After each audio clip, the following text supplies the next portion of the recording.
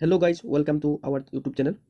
আজি ডেটত যেহেতু এখন কেঞ্চেলেশ্যন লেটাৰ যিটো ভাইৰেল হৈ আছে আজি তাৰিখত ইয়াৰ বিষয়ে সবিশেষ আমি যিমানখিনি বুজি পাইছোঁ যিমানখিনি আমি ইনভেষ্টিগেশ্যন কৰিছোঁ তাৰ ওপৰত আমি সবিশেষ জনাবলৈ আপোনালোকক আজি এই ভিডিঅ'টো প্ৰস্তুত কৰা হৈছে।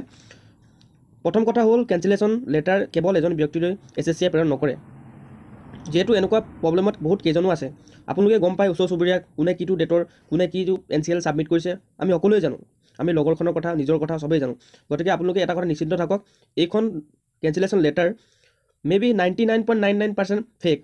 আমি 100% ক'ব নোৱাৰোঁ, যিহেতু হ'ব পাৰে কাৰোবাৰ ইণ্টাৰনেটৰ কাৰণে বা কিবা কাৰণে কোনোবা এখন ষ্টেটৰ সোনকালে হৈ যাব পাৰে। যিহেতু এইখন আমি যিমানখিনি গম পাইছোঁ হাজিৰাবাগ এইটো ঝাৰখণ্ডত আছে BSF কেম্প, যিহেতু এইখন তাৰ পৰা পঠাইছে বুলি এইখন যিখন আমি পোৱা গৈছে, যিটো ইয়াত দেখা গৈছে আপোনালোকে চাব পাৰে DVDME বৰ্ডৰ যিজন আছিলে প্ৰেজেণ্টিং অফিচাৰ।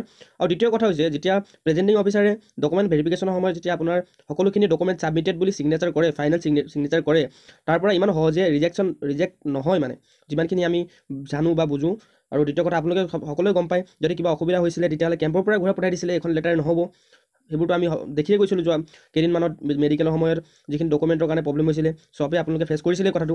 আৰু যদি কিবা কাৰণত যদি কেঞ্চেল কৰিবলগীয়া হয় তেতিয়াহ'লে মই ভাবোঁ কি এই ধৰণে কেঞ্চেল নকৰি পিনে আপোনাৰ উইথ বা কিবা এটা ন'টিচ কিবা এটা জাননী এখন দিলে হেঁতেন বোলে আপোনালোকে যদি পাৰে তেতিয়াহ'লে ছাবমিট কৰক। যিহেতু আপোনালোকৰ সময়ত ডকুমেণ্ট ভেৰিফিকেশ্যনৰ সময়ত ভুলকৈ ডকুমেণ্ট লিয়া হ'ল, গতিকে আপোনালোকে যদি আছে তেতিয়াহ'লে আপোনাৰ এইটো ডেটৰ ভিতৰত আপোনালোকে ছাবমিট কৰিব লাগিব। এনেধৰণৰ এখন ন'টিচ নিশ্চয়কৈ দিলেহেঁতেন, যিহেতু ইমান কেয়াৰলেছ নহয় SSC, ইমান ডাঙৰ এটা বৰ্ড, গোটেই অল অভাৰ ইণ্ডিয়াৰ ভিতৰত এক্সামিনেশ্যন পাতে, কেৱল GDৰে নহয় বহুতকেইটা ভেকেঞ্চি আছে। আপোনালোকে সকলোৱে জানে SSC আণ্ডাৰত কিমানখিনি ভেকেঞ্চি আছে। গতিকে ইমান ডাঙৰ ডিপাৰ্টমেণ্টে ইমান সৰু এটা ভুল কৰিব বুলি আমি কেতিয়াও আশাও কৰিব নোৱাৰোঁ আৰু নাভাবোঁ।